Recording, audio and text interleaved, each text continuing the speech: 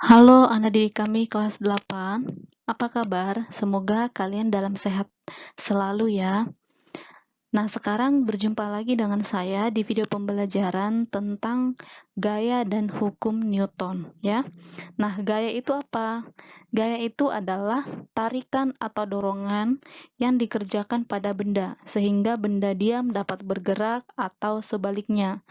Nah, bisa kita lihat pada gambar.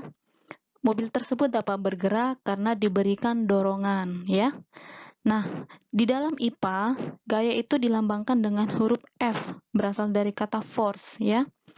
Nah, satuan gaya dalam SI dinyatakan dalam Newton atau huruf N besar.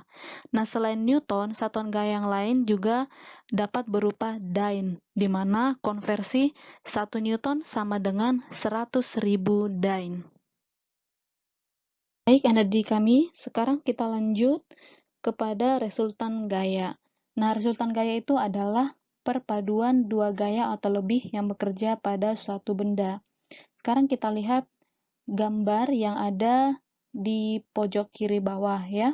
Nah, gaya itu digambarkan dengan garis berarah atau anak panah. Pada gambar A, itu ada 3 buah gaya, yaitu F1, F2, dan F3. Resultan gaya-gaya segaris kerja dan searah, itu kan F1, F2, F3-nya searah ya. Itu hasilnya atau resultannya adalah jumlah aljabar dari tiap-tiap gaya yang dipadukan. Jadi resultannya yang di bawahnya R sama dengan F1 tambah F2 tambah F3 ya. Nah, sekarang gambar yang di sebelah kanan yaitu yang B ya. Resultan dua gaya segaris kerja yang berlawanan arah merupakan selisih dari kedua gaya yang dipadukan. Arahnya nanti searah dengan arah gaya yang lebih besar. Coba kita lihat, kita perhatikan. Pada gambar B, F1 arahnya ke kiri, F2 arahnya ke kanan. Nah, panjang anak panah tersebut menyatakan besar dari gayanya. Karena F1 lebih besar, maka resultannya adalah R sama dengan F1 dikurang F2. Arahnya menuju gaya yang lebih besar. Itu dia untuk resultan gaya. Sekarang untuk jenis-jenis gaya, itu ada 2 ya, gaya sentuh dan gaya tidak sentuh. Gaya sentuh adalah gaya yang dikerjakan harus dilakukan dengan sentuhan atau kontak langsung antara benda yang mengerjakan gaya dengan benda yang dikenai gaya. Contohnya ada 4. Gaya otot yang pertama ya. Gaya otot itu adalah gaya yang ditimbulkan oleh otot manusia atau hewan.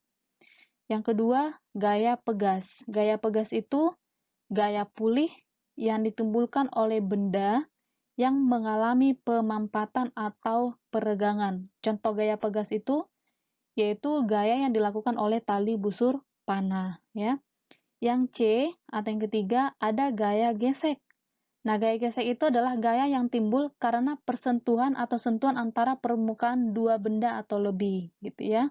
Contohnya gesekan antara alas kaki dengan lantai. Yang D atau yang keempat gaya mesin. Gaya mesin itu adalah gaya yang ditimbulkan oleh pembakaran bahan bakar di dalam mesin. Contohnya gaya yang dihasilkan mesin pada sepeda motor. Itu untuk gaya sentuh ya. Nah, gaya tak sentuh itu ada 4. Gaya magnet, gravitasi, listrik, dan berat ya. Gaya tak sentuh itu adalah gaya yang dikerjakan tanpa adanya sentuhan atau kontak langsung antara benda yang mengerjakan gaya dengan benda yang dikenai gaya. Nah, contohnya yang pertama gaya magnet. Gaya magnet itu gaya tarik atau tolak yang ditimbulkan oleh benda yang bersifat magnet. B, ada gaya gravitasi, yaitu gaya yang ditimbulkan oleh benda untuk menarik benda lain ke arah pusat benda yang bersangkutan. Yang C, ada gaya listrik. Gaya listrik itu adalah gaya yang ditimbulkan oleh muatan-muatan listrik atau arus listrik. Kemudian yang terakhir ada gaya berat. Gaya berat itu biasa disebut juga dengan berat benda. Jadi berat benda itu merupakan gaya gravitasi bumi yang bekerja pada benda tersebut. Baik, anak didik kami, sekarang kita lanjut dengan gaya gesek ya. Nah, gaya gesek itu dibedakan menjadi dua macam, yaitu gesek statis dan gaya gesek kinetis. Gaya gesek statis itu gaya yang bekerja pada benda dalam keadaan diam atau hampir bergerak, dan arahnya berlawanan dengan gaya yang bekerja pada benda. Jadi diingat, gaya gesek statis bekerja pada benda yang dalam keadaan diam atau hampir bergerak. Kemudian gaya gesek kinetis itu adalah gaya gesek yang bekerja pada benda yang bergerak, arahnya berlawanan dengan gaya yang bekerja pada benda tersebut, ya. Nah, jadi arah gaya gesek itu memang selalu berlawanan dengan arah gaya yang bekerja pada suatu benda. Sekarang untuk memperjelas pengertian tentang gaya gesek statis dan kinetis, kita boleh sama-sama melihat gambar. Di situ ada push 1 Newton, kemudian ada friction 1 Newton.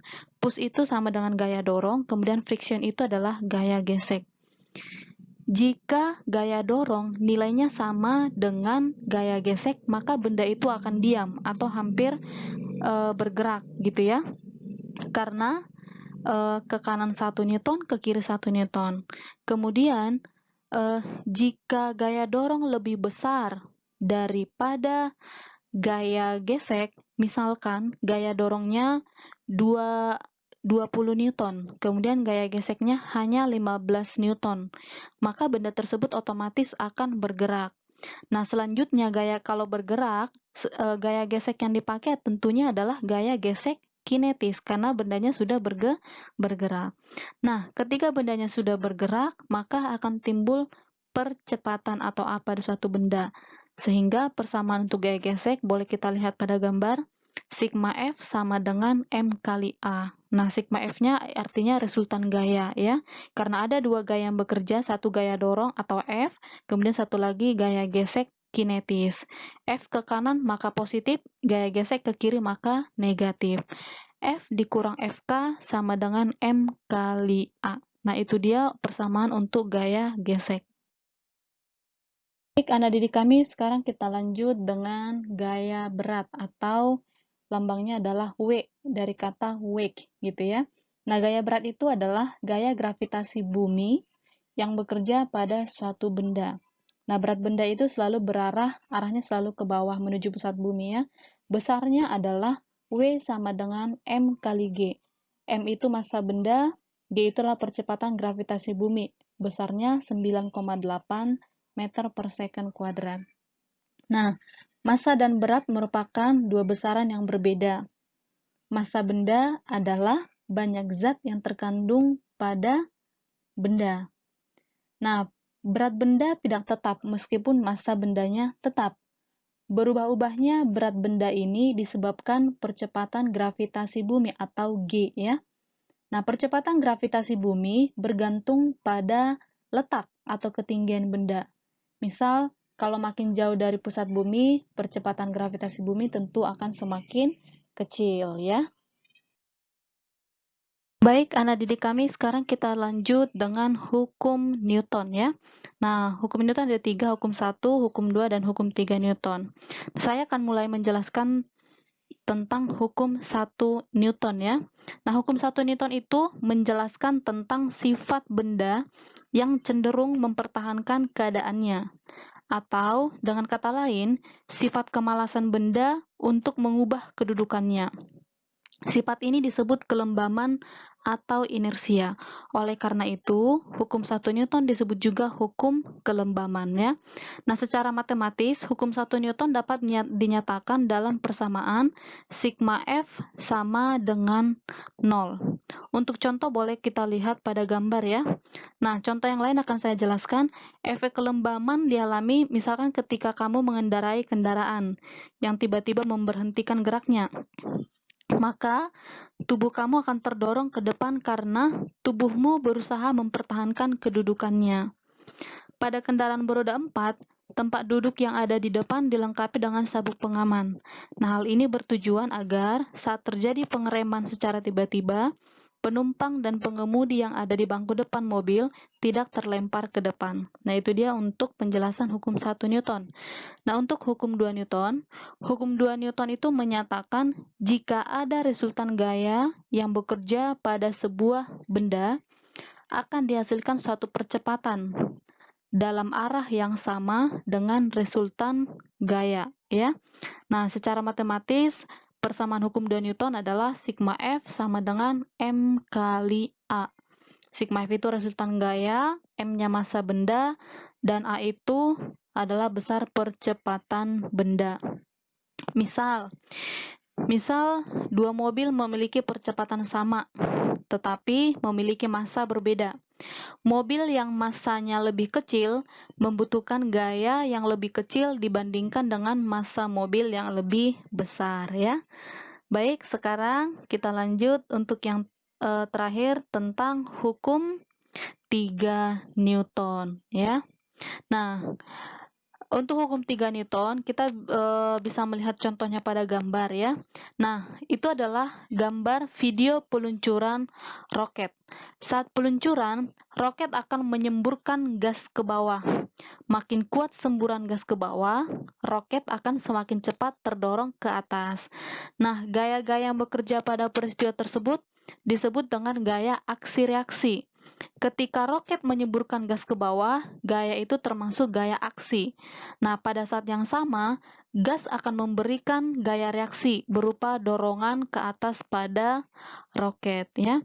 Nah, di sini hukum 3 Newton menyatakan jika benda pertama mengerjakan gaya pada benda kedua akan mengerjakan gaya pada benda pertama dengan nilai atau besar yang sama, tetapi arahnya berlawanan, ya. Nah, itu dia penjelasan tentang hukum 1 sampai dengan hukum 3 Newton. Baik, sekarang kita masuk ke contoh soal, ya. Soalnya begini, Hasan, Mardi, dan Dayat bekerja sama menggerakkan gerobak seperti pada gambar berikut, ya. Nah, dilambangkan dengan F1, F2, dan F3. Diketahui massa gerobak beserta isinya sebesar 250 kg. Apabila gaya gesek yang dialami gerobak sebesar 200 Newton, nah tentukan resultan gaya pada gerobak dan percepatan gerobak. Nah, langkah pertama yang harus kita lakukan adalah menulis apa saja yang diketahui pada soal, yaitu F1 150 Newton, F2 100 Newton, F3 150 Newton. Kemudian gaya gesek atau F kecil sama dengan 200 Newton dan massa gerobak serta isinya atau M sama dengan 250 kg. Sekarang yang ditanyakan adalah yang pertama resultan gaya atau sigma F dan percepatan gerobak. Percepatan itu lambangnya A. Nah, sekarang kita kerjakan satu persatu. Sigma F sama dengan F1 tambah F2 tambah F3 dikurang F kecil. Ingat tadi resultan gaya jika kedua gaya atau lebih bekerja segaris dan arahnya sama, maka dijumlah, ya. F1, F2, F3 arahnya ke kanan, maka ditambah. Kemudian gaya gesek arahnya selalu berlawanan, maka gaya gesek tandanya negatif. Hasilnya sama dengan 150 tambah 100 tambah 150 dikurang 200 sama dengan 200 Newton. Jadi resultan gaya pada gerobak sebesar 200 Newton. Kemudian untuk menghitung percepatan gerobak, di sini kita menggunakan dari hukum 2 Newton, ya, yaitu sigma F sama dengan M kali A. Berarti sigma F-nya tadi sudah dapat 200 Newton, massa gerobak adalah 200, maka ditanya percepatan. Kita turunkan menjadi A sama dengan sigma F dibagi dengan M, ya.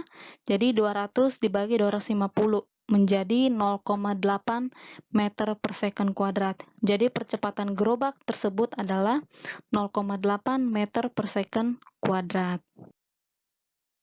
Baik, anak didik kami, selesai sudah materi kita bab yang kedua tentang gerak, gaya, dan hukum Newton. Ya, semoga video ini bermanfaat dan tetap jaga kesehatan. Jangan lupa untuk klik subscribe di video ini agar kedepannya semakin banyak video-video pembelajaran yang bermanfaat. Terima kasih.